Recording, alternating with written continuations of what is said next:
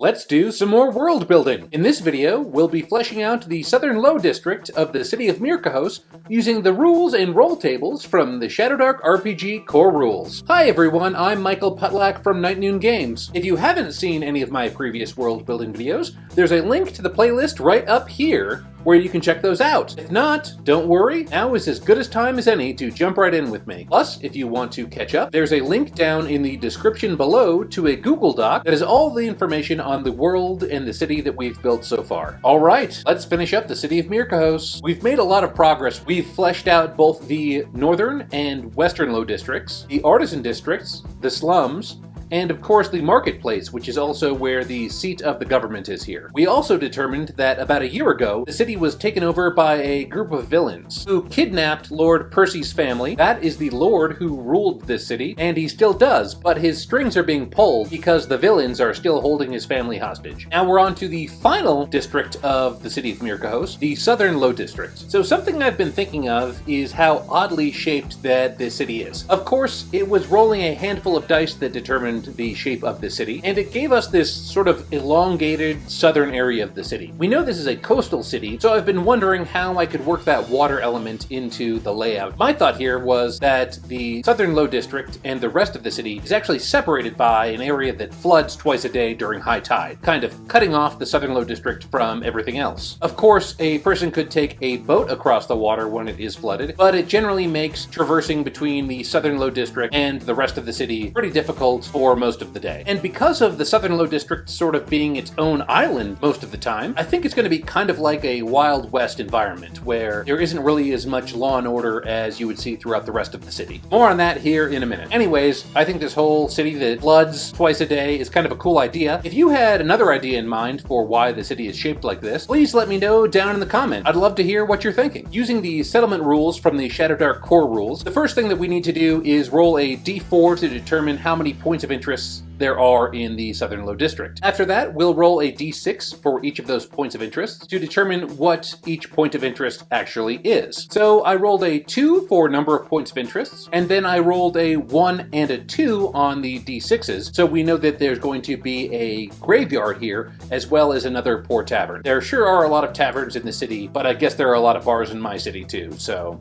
I totally get it. Let's start off by determining who the caretaker of this graveyard is. To do that, we're going to use the NPC generation rules. I'm going to need to roll a d12 for ancestry, a d20 to find out the NPC's name, a d8 to determine their age, and then a pair of d6s to determine their alignment, as well as how wealthy they are. For the graveyard caretaker, I rolled a 12, 7, and 3 4s. So we know that this person is a goblin named Vig. Vig is an adult, is neutral, and also is wealthy. I don't think of goblins as being wealthy in general, especially if they're just working in a graveyard. So I think my idea for why Vig is so wealthy is that they probably steal some jewelry on those that they're interring here at the graveyard. I know that that might not necessarily jive with the idea of this character being neutral, but I think in Vig's mind, they think, hey, this person doesn't need this jewelry where they're going, and I'm not hurting anyone, so why not just help myself to some? Next, I need to roll on the NPC qualities table for Vig. This chart helps to tell us what an NPC's physical appearance is like, what kind of behaviors or quirks they might have, as well as tell us a secret that they are keeping. I rolled a 5,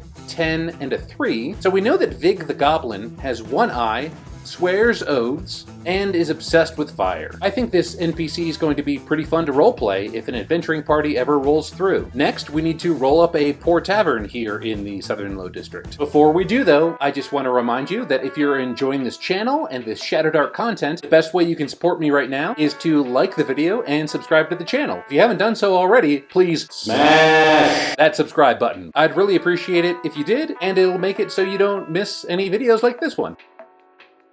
The first thing that I'm going to do for this poor tavern is roll on the tavern generation table. I've mentioned this in previous videos before, but I think this might be my favorite table in all of the Shadowdark rules. It provides 2 parts of the name of the tavern as well as what the tavern is known for. I rolled a 20, 2, and a 6, so we know that this tavern is called the Frog Wench, and it's known for having a ban on all weapons. I think this ban goes really well with my idea of the Southern Low District kind of being a Wild West environment because it's cut off from the rest of the city so often. I'm sure there are plenty of ruffians in the area, including those working for the villains that have taken over the city. And the Frog Wench kind of acts as a neutral ground where these parties can come parlay, or they can just come have an enjoyable night and not have to worry about any political or other rivalries that might get their blood boiling. It might be sort of an uneasy piece, but it's a piece nonetheless, and I think that's one of the things that makes this tavern so popular. To finish up this tavern, we're going to need to roll on the food and the drinks tables. Since this is a poor tavern, we're only going to roll d6s on the drinks. I think this is a really clever way that Kelsey, the creator of Shadowdark, wrote this table, because all of the fancier drinks are higher numbers, so by restricting rolls on this table for a poor tavern to just use d6s, it just restricts the kind of drinks that they're known for to the crummier ones. Even if your group isn't going to play Shadowdark, I would still recommend picking up a copy of the core rules. You can get the PDFs now from the Arcane Library website, linked down in the description below, because it has so many cool roll tables like this, and you can really apply them to any fantasy game that you're playing. D&D, Pathfinder, Dungeon World, whatever you're playing, you can find content in the Shadowdark core rules to apply to your game. I did make a mistake here though, because I am a silly boy, and I just rolled d6s for the food table as well, even though they were supposed to be d12s. Oh well, we'll just roll with it. For the food, I rolled a 4 and a 6, which means this tavern is known for their goat stew and for their pickled eggs. Those are two things that in real life I really enjoy eating, so this sounds like a tavern for me. Plus, I'm not gonna get killed there because there's a ban on all weapons. For the drinks, I rolled a 3, 5, and a 6, so we know that they're also known for their vinegary wine, clear spirits, and house ale. And of course, we've got to roll up an NPC that can be found here. Generally, in a tavern, I roll up a person that I imagine being the tavern keeper or the bartender, but this could also just be any random person that a party might run into, a patron, or something like that as well. I rolled an 8, 18, 3, 2, and a second 3, so we know that this NPC is an adult dwarf named Egrim, who is lawful and has a standard amount of wealth. I rolled a 5, 11, and 15 on the characteristics table, so we find out that Egrim is also missing an eye, he makes puns, and that he's been cast out from a wealthy family. It's interesting here that these two NPCs only have a pair of eyes between them. I'm not really sure if I want to finalize that backstory quite yet to understand why they're both missing an eye, but I imagine they're being punished for some kind of misdeed. For instance, with Vig the Goblin, perhaps someone did catch him stealing jewelry from a body that he was bearing, and that was his punishment. Although I don't think it stopped him from stealing more jewelry. And with Egrim, maybe that's the whole reason the Frog Wench has this ban on all weapons. At some point, there could have been an out-of-control bar brawl that he tried to break up. At that point, he was just so fed up with this culture of fighting and brawling and weapons that he just put his foot down and said, if you're coming into my bar, you gotta check your weapons at the door. Okay, so on second thought, I think I am ready to determine what caused their eyes to be gone, and that's it.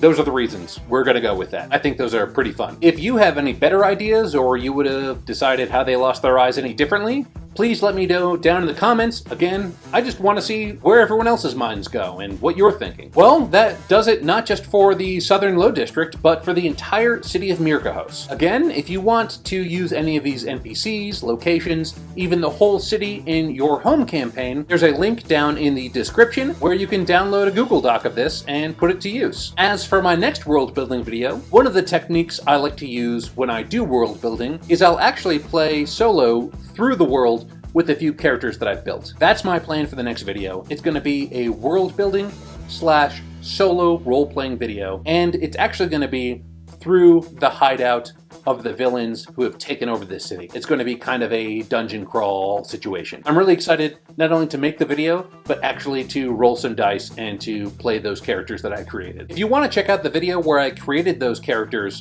for this solo role-playing adventure, it's going to pop up on screen right now, that is if it hasn't already. Also down below, you can find links to join my mailing list, follow me on Instagram, and also check out my storefronts on both Itch and DriveThruRPG. Until our next adventure, stay inspired and keep those dice rolling. Thanks for watching.